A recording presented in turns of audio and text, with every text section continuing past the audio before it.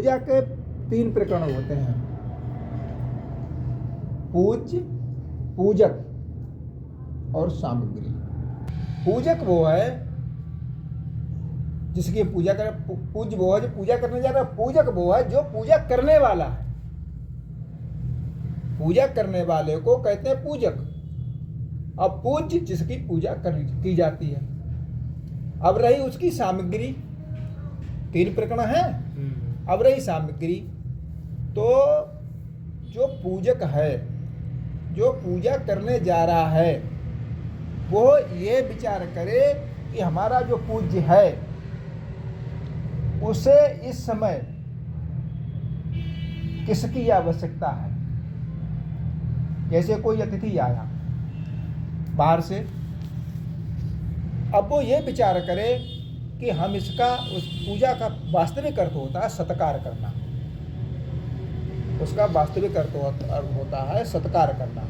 अब वो उसके सत्कार में, उसकी पूजा में कौन सी सामग्री उपलब्ध करे, प्रस्तुत करे, कौन सी सामग्री चाहिए, इसका विचार उसे करना है। अब जैसे यदि शीतकाल है जो इस समय बीतने जा रहा है और कोई बाहर से अतिथि आया, तो पहले तो उसे आसन देना, आसन के बाद उस ऋतु के अनुसार जलपान, जल देना। यदि वो बाहर से आया है तो उसे हाथ भी धोना है, मुंह भी धोना है, उसके लिए जल देना। फिर उस समय के अनुसार अगर शीतकाल में कोई और शीत पदार्थ दे दिया तो वो उसे हान, तो वो आपकी पूजा की सामग्री नहीं है। समय के अनुसार उसे किस चीज से, किसका अभाव है, किसकी आवश्यकता है, वो सामग्री हो, तब वो पूजा सिद्ध होती है।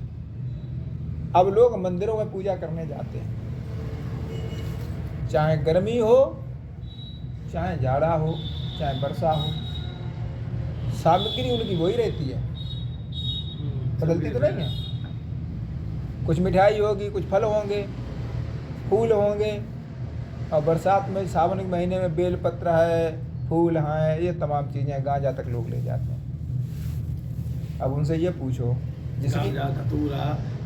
जिसकी पूजा करने जा रहे हो वो उसे चाहता है, आवश्यकता है उसे उसकी। पूजा होती है चेतन की, जड़ की नहीं होती।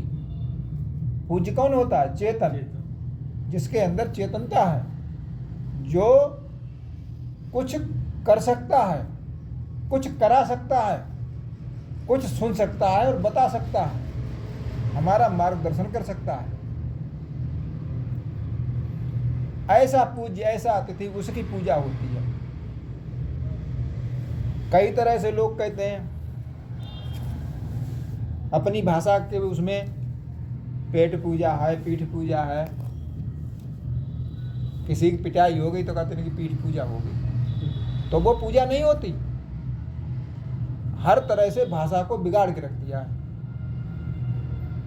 और बिगाड़ का, जहाँ से बिगाड़ प्रारंभ हुआ था सबसे पहले मुगल काल से, फिर ईसाइयों से। इन लोगों ने हमारे देश को, हमारे देश की सभ्यता को बिगाड़ने में कोई कसर नहीं छोड़ी। इस देश को इतना तोड़ा मरोड़ा गया, लेकिन वो तो इस देश पर उस परमपिता परमात्मा की असीम कृपा रही, जो उसकी सभ्यता को, उसकी संस्कृति को लोग मिटा नहीं पाए। तो जिसकी हम पूजा करने जा रहे हैं उसके लिए कोई शारीरिक हानि हो रही है, उस सामग्री के अभाव में, वो सामग्री हो। अगर गर्मी की ऋतु आ रही है, अब गर्मी में कोई अतिथि आ गया, अतिथि एक तो उसे ये भी कहते हैं जिसके आने की कोई तिथि निश्चित ना हो, विद्वान हो, मेहमान हो, अपना कोई मान्य हो, बुजुर्ग हो, हमारा कोई जैसे रिश्तेदारी में कोई बड़ा बूढ़ा है, हमारे ताता है, चाचा है, ताऊ हैं, कोई भी हो सकता है। तो उनकी पूजा के लिए अब आने गर्मी में आदमी सब कोई जानता है कि इसे पानी की आवश्यकता होगी, और उसे गर्म दूध दे दिया जाए बगैर पानी, ना उसे हाथ धोने को पानी दिया, ना कुल्ला करने को पानी दिया, ना उसे आसन दिया, और तुमने अगर गरम गरम दूध दे दिया तो वो स्वीकार नहीं करेगा। तो इसका मतलब हमारी विधि जो है पूजा की वो गलत है। और जब विधि ही गलत होगी तो पूज्य कभी खुश नहीं होगा, और जब खुश नहीं होगा तो हमारी पूजा निरर्थक है।